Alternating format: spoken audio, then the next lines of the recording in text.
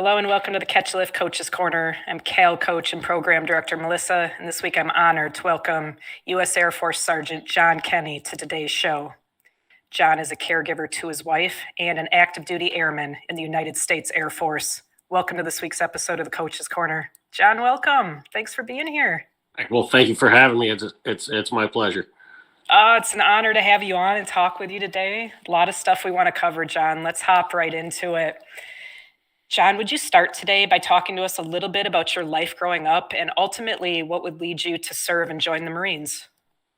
Well, when I was about 6 years old, I always wanted to be a police officer, and the reality is I was a pretty heavy kid. By the time I graduated high school, I was somewhere around the area of 215, and I initially tried to join the Navy, and they said I was too heavy.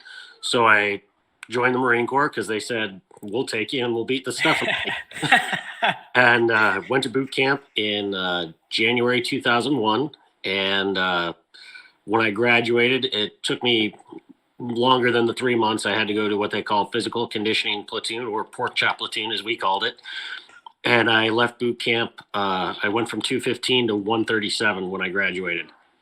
So Whoa! It was a bit of a fight. Holy mackerel, John.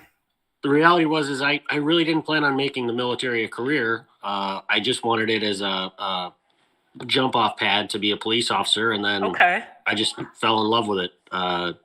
Ended up doing 9 years in the Marine Corps, and then eventually came into the Air Force. That's incredible. John, let's go back a little bit, too. I want to talk about a bit that time in the Marine Corps. Tell us a little bit more about that. You would go on to deploy with them. Would you talk to us about that? So I remember, well, I was in the infantry for my first enlistment, and I remember it felt like when the war in Iraq kicked off, and I was on a security forces detail. So I was doing a security element that was stateside restricted. And I remember thinking so many of the guys I went to infantry school with, they were over there, and it was kind of like training your whole life for football and then not being able to play in the game. Right. You wanted to be there with your friends, with your brothers, and it wasn't there. And then in 2004, I went to Afghanistan, and we did a few things over there. And one of them was reinforcing the security of the U.S. Embassy for a short period of time. And it was an interesting experience. And then in 2006 and 2008, I was in Iraq. First time was in Al-Assad, doing security again. And we always called that one Camp Cupcake. And then I served in Ramadi, and we got attached to a lot of really cool units. Our mission then, it was right after Abu Ghraib got shut down. So our mission was to go with other units, and we weren't allowed to keep detainees at that point. So a lot of the times, units, especially special operations units, they were grabbing evidence and things that could be used as intelligence. But when they would turn it over to certain people, it would be classified, and then it would have to go to a court in the United States to be decided if it could be turned over to the Iraqis or not, or if we needed it for counter-terror operations. And so our job there was to go with them and process evidence to figure out what should go to intel and what should go to the Iraqi government so they could prosecute these people. Our main job was to train them, but because so many operations were going on at the time, we had to go with them and do those processes ourselves. So had the opportunity, the very great opportunity to work with both United States Army Special Forces and the Navy SEALs, and basically go in after they did all the hard work and process the scene. Incredible. John, would you talk to us a little bit about the differences? And I'm kind of all over the board here, but first off, differences between the deployments in Iraq to Afghanistan, but also, you served 2 different times in Iraq, kind of the differences that you saw in the Iraq deployments. Well, the big part of the difference in Afghanistan was the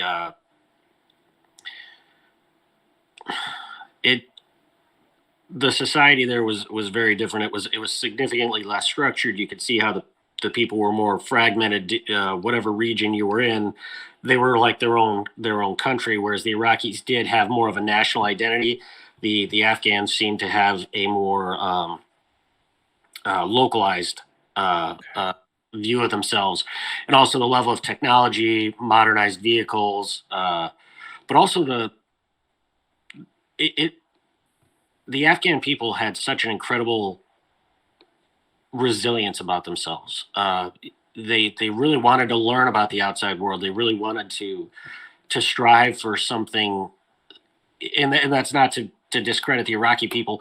Right. The Iraqi people already had their nation. They already had their identity. There were things that they might have their own will towards, but the Afghans were really looking to build something different than what they had been under in the past. Right.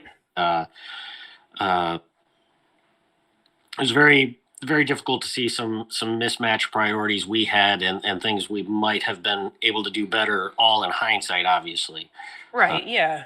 But and then fast forward to Iraq. My first deployment to Iraq was pretty uneventful. I was, like I said, I was on Camp Al Assad. We had 2 Olympic swimming pools. We had a movie theater. We had you can't count how many green bean coffees and all.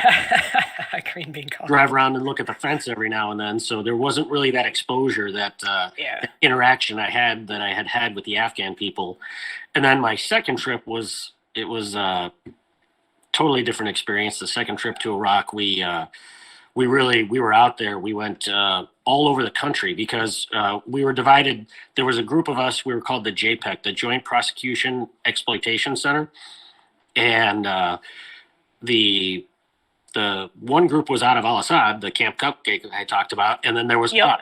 And we were a very small satellite group, a couple of NCIS agents, a couple of one Air Force intelligence operator, and then a couple of Marines from various different career fields, and we all just kind of got thrown into this job.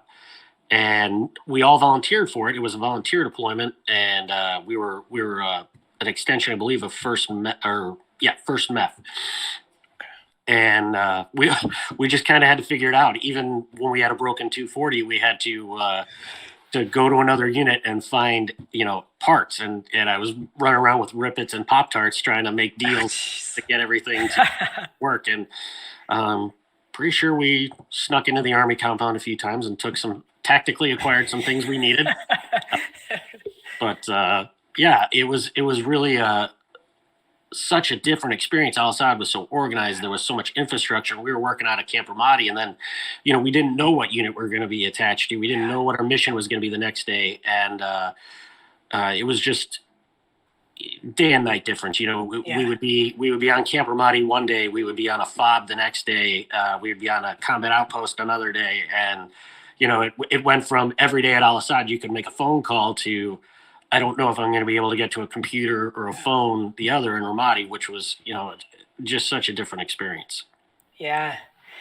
John, what was it like coming home? And again, if you can kind of touch on, or, you can make it as broad or as you want, but what was it like coming home from these different deployments? So you did this 3 times, very different deployments, all 3 of them, different countries.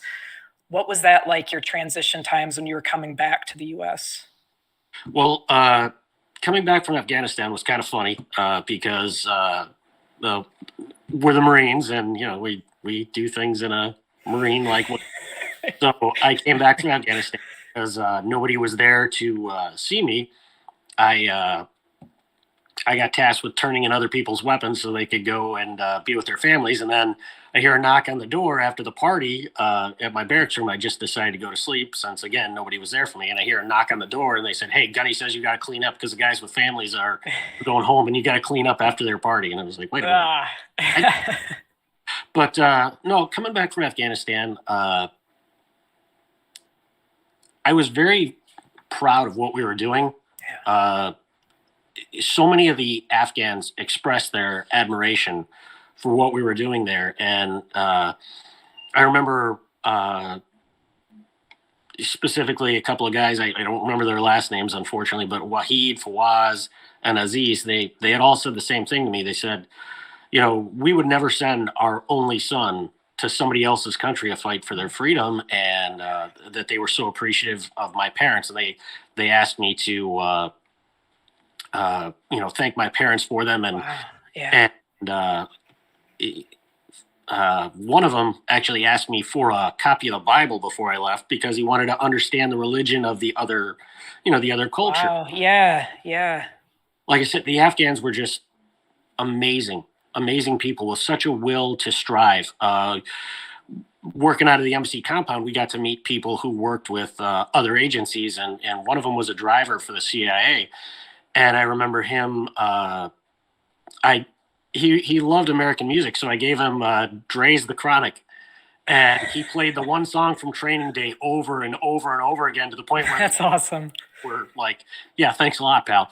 But he had said something to me that was just so inspiring. He said, "I'm going to work every day for the rest of my life. My son will work every day for the rest of his life, and maybe in 4 generations, we will have something that generation will enjoy." And just that commitment and that drive, that love for his family, these people with so little who are willing to sacrifice so much, it was just amazing. It was humanity at its best.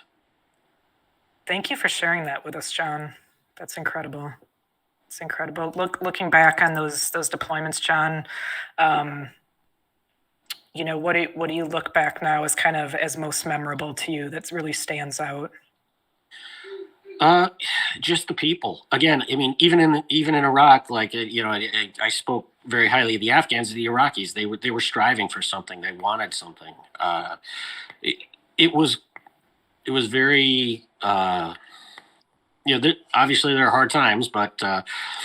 the people over there, they wanted something for themselves, and they so much willing to sacrifice and not worrying so much about themselves, but what is going to be good for the next generation, and that was just so inspiring.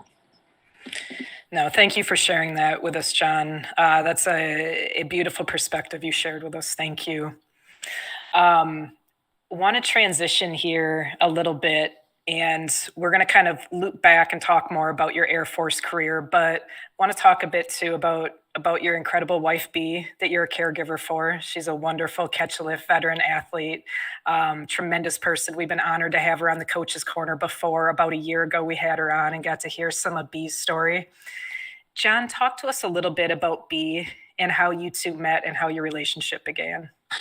Well, so ironically enough, I decided to get out after my first enlistment. After coming back from Afghanistan, my dad kind of talked me into it, and I immediately went back in. But in that semester's worth of time that I was out, I decided to go to college, and we both missed the first day of social psychology.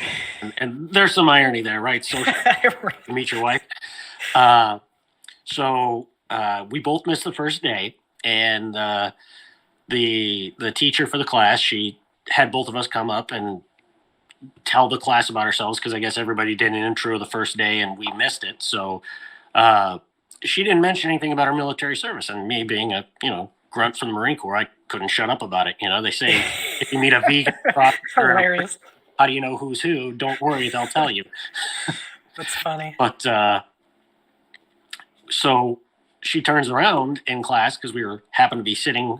She was in front of me, I was behind her, and she said, "Oh, you're a Marine? I was a Marine. What'd you do?" And I said, "Oh, I was a grunt." Or I said I was infantry, and she said, "Oh, a grunt."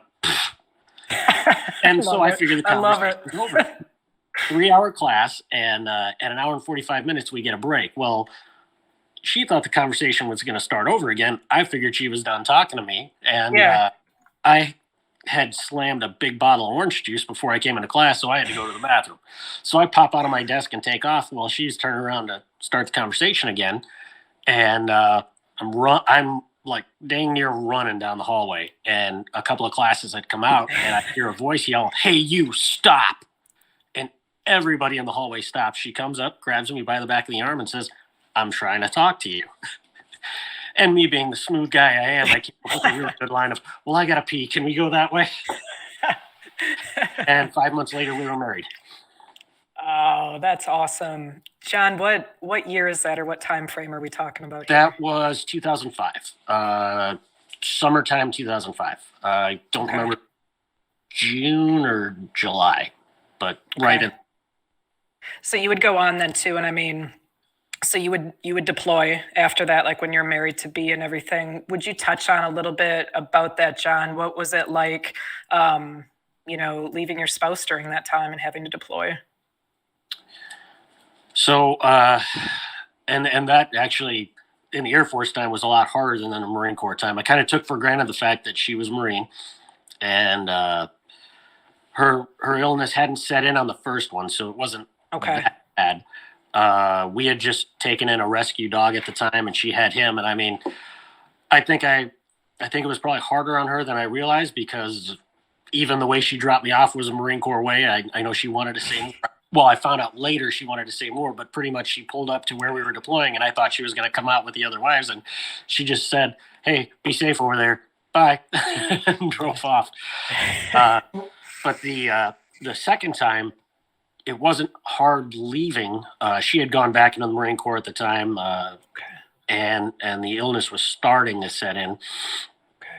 But she was back in Chicago, so I figured she had family, support structure, and I figured everything would be okay. And then a few phone calls into the last month or two of the deployment, started to realize there were some problems at home, and that I started to get distressed. And I remember feeling very alone in that issue because I remember going to my chief warrant officer at the time and saying, "Look, there's something going on at home. There's something wrong," and we were about to go out on mission that day, and I remember him saying, "Well, if it was anybody else, I'd be worried, but it's you, so I'm not worried, and I need you out there."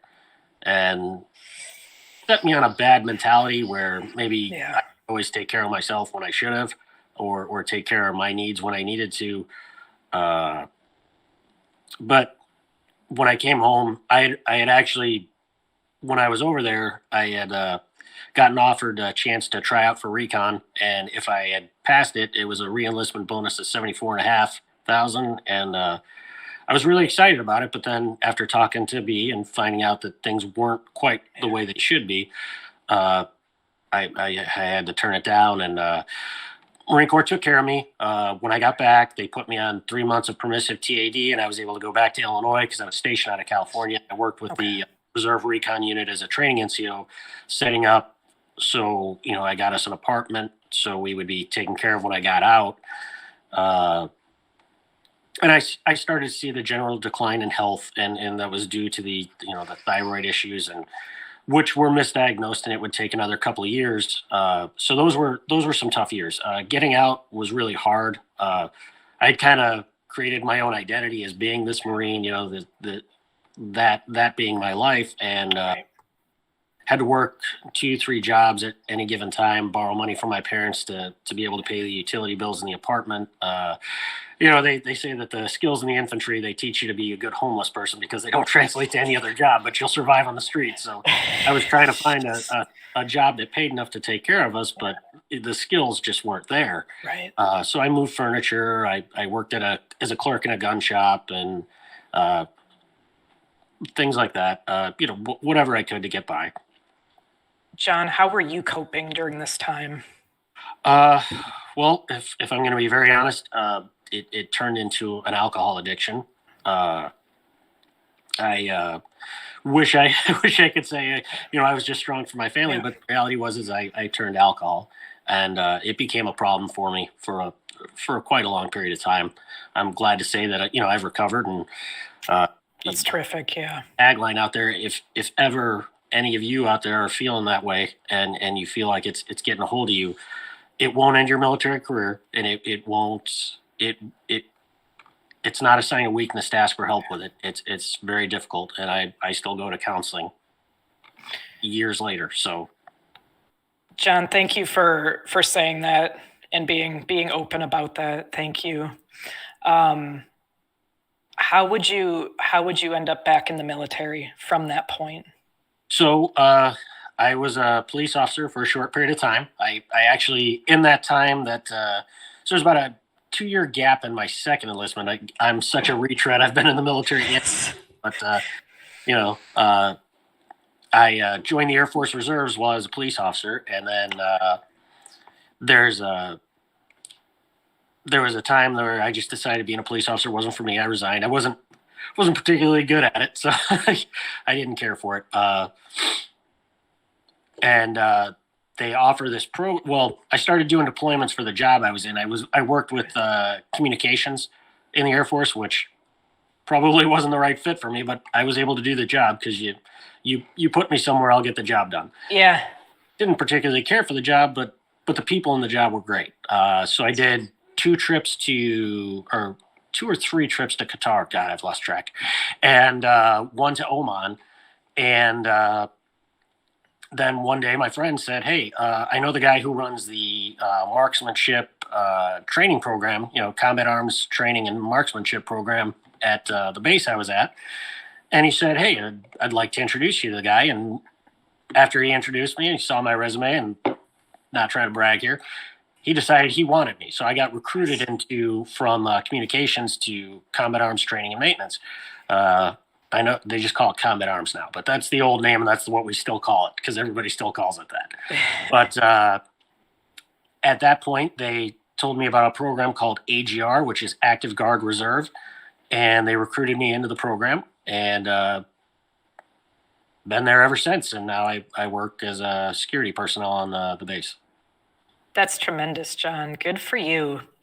I want to get back, and talk some more about B and your life and your role as a caregiver.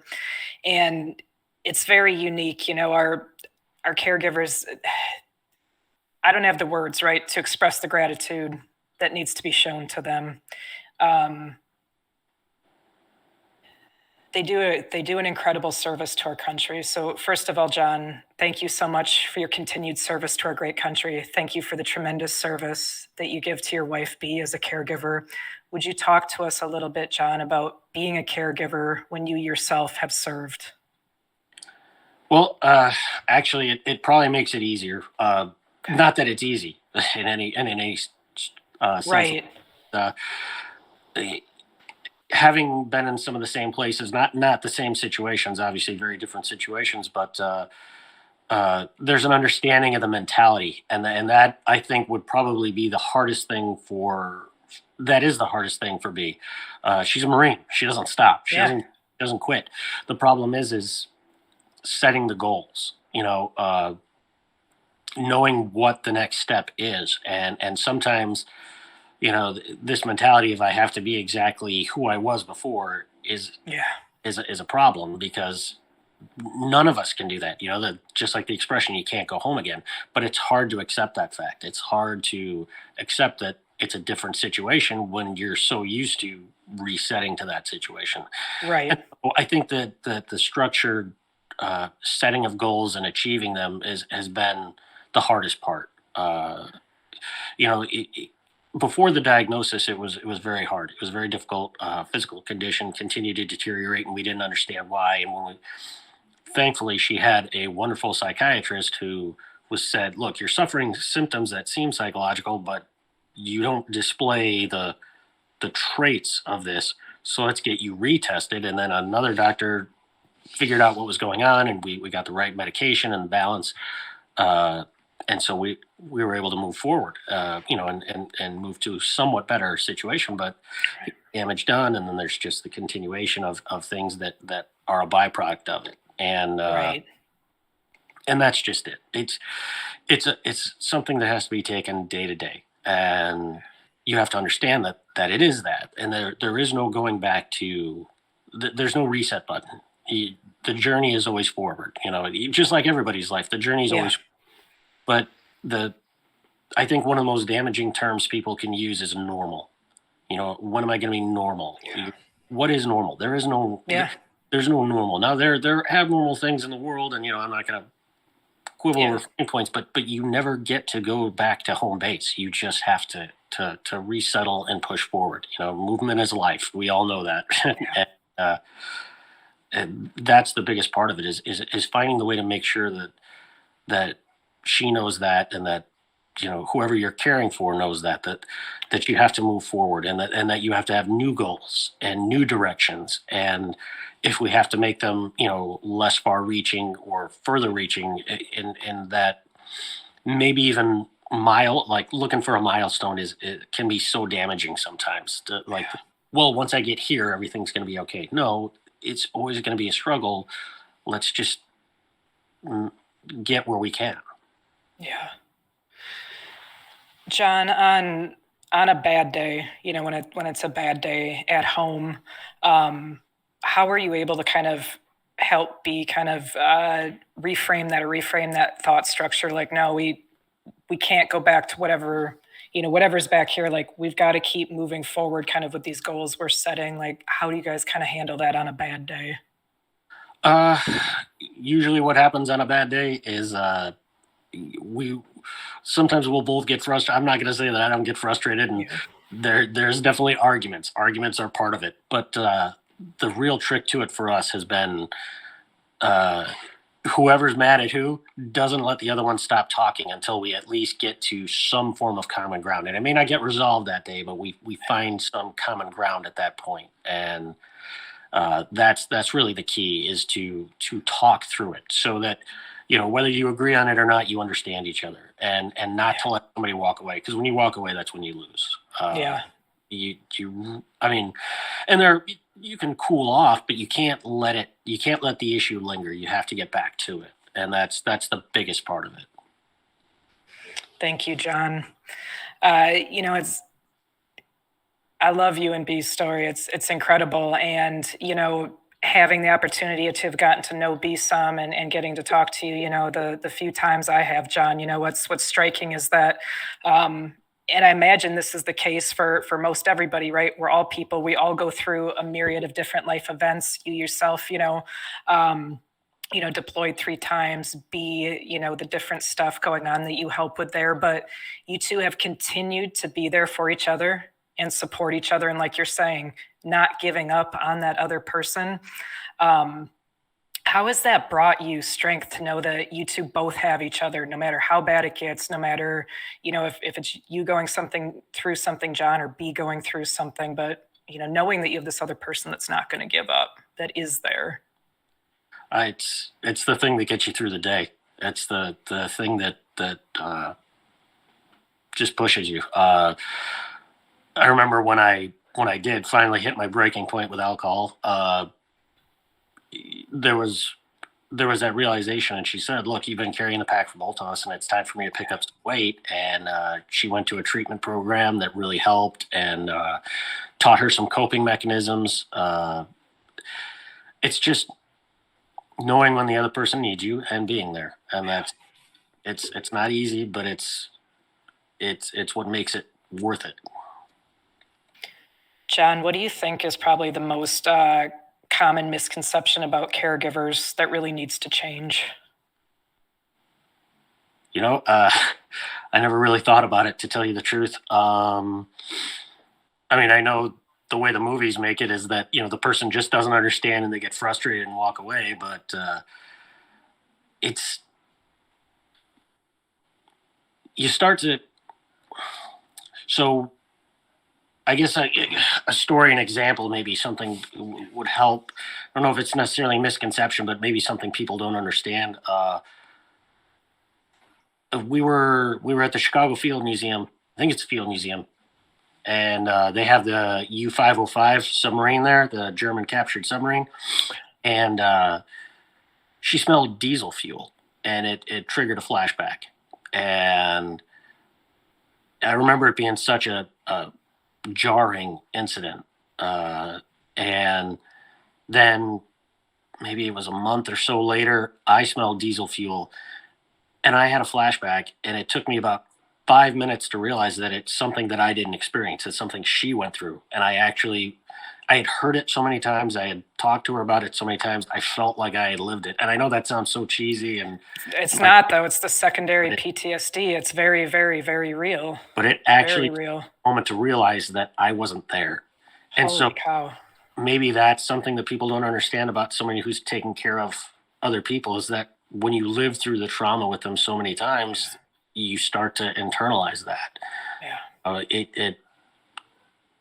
It's I didn't know about it till it happened to me, and so I imagine most people don't. Yeah. Thank you for sharing that, John. What would you say to any caregivers listening today? It's not easy, but it's worth it. And sometimes you don't realize how much they're taking care of you as much as you think you're taking care of them. Uh,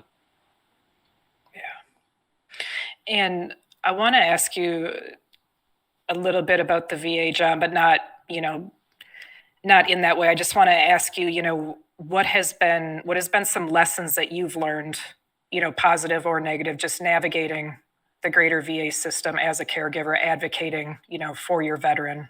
well, I have to say most of the care was in the Chicagoland area, and they were actually really good. The VA did a very good job, uh, especially one of her I don't know if he was a psychologist or psychiatrist, but I'll give a shout out to Dr. Smiley. He was amazing. He realized that she wasn't. When I went through therapy, or while I'm in therapy, the doctor I see had a kind of a personal touch, made a connection, and that worked for me. But for her, it was he spotted it, and she needed someone who was more of a detached professional. She didn't want someone to sympathize. She wanted somebody to Yeah, help develop coping mechanisms. And there's some very skilled people in the VA. I would say it's been a rather positive experience. It all good. they've done a lot for us. It the availability of the clinics, the flexibility of taking appointments. I know a lot of people like to say negative things about the VA, but the reality is it's just been amazing. They've Good. really stepped up to the plate for us. And I'm not going to speak to anybody else's experience Right. with No, it, for sure. because I'm sure some people have had negative experiences. When you're dealing with an organization at large, it's got to be difficult. Yeah, absolutely. Absolutely. No, thank you, John, for touching on that.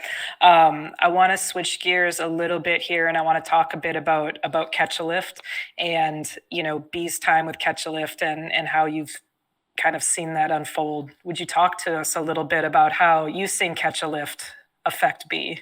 Oh, Catch a Lift has been amazing. Not only just for the physical fitness aspects and the training, which has brought so much needed confidence, because that was a serious issue that I wasn't able Yeah. to help with, and this foundation did. Not only that, uh, there's a lot of social anxiety with Lagusha's condition, and the reality is that she's created a social circle with Catch a Lift. People from all different walks of life, all different locations, and they've just been amazing. And I've been looking at relocating, and I like the fact that all the different bases, everybody from Catch a Lift has been so excited. Oh, she's going to live by me. Oh, she's Yeah, by me. Yeah, everybody's excited. We're all waiting to see which job actually accepts me. for But sure. it's been a lifestyle change. We've dedicated our kitchen floor to a workout mat. I So love it. when you're running out of space, you got a home gym right there in the kitchen. So Yeah, absolutely. That's awesome. John, what does it mean to you and B to have the support of the other veterans in the Cal community? I mean, you already kind of touched on that, right? The circle that B has built, you know. it's been. I mean, I can't stress it enough. It's been life changing. It's for her. It's being back in touch with military people. It makes her feel like she's around family again, and she is around family again. And for me, uh, and probably a selfish note, but for me, it takes some of the stress off of me, because Yeah, I'm not the sole source of her interaction. I'm not the sole source of support, and that's that's been huge. amazing. That's just life changing is the only thing I can say. That's so tremendous to hear. Just absolutely phenomenal. We love you, Sarah. Just for the record. Oh, we do. We all love Sarah. Holy cow. It's been an absolute pleasure for me. And it's been mostly from an outsider's point of view, but I've gotten to witness a lot of Bee's journey and with Sarah and working with her these last couple years. And I mean it's been absolutely tremendous to see that both on, obviously like on a physical standpoint to see B get more confidence in doing that stuff, but like even more so right on the emotional side and the community and the support that we're able to give one another. It's been really cool, seeing that develop out. It's just terrific. John, I have one last question for you today. What does it mean to you to be Cal Strong?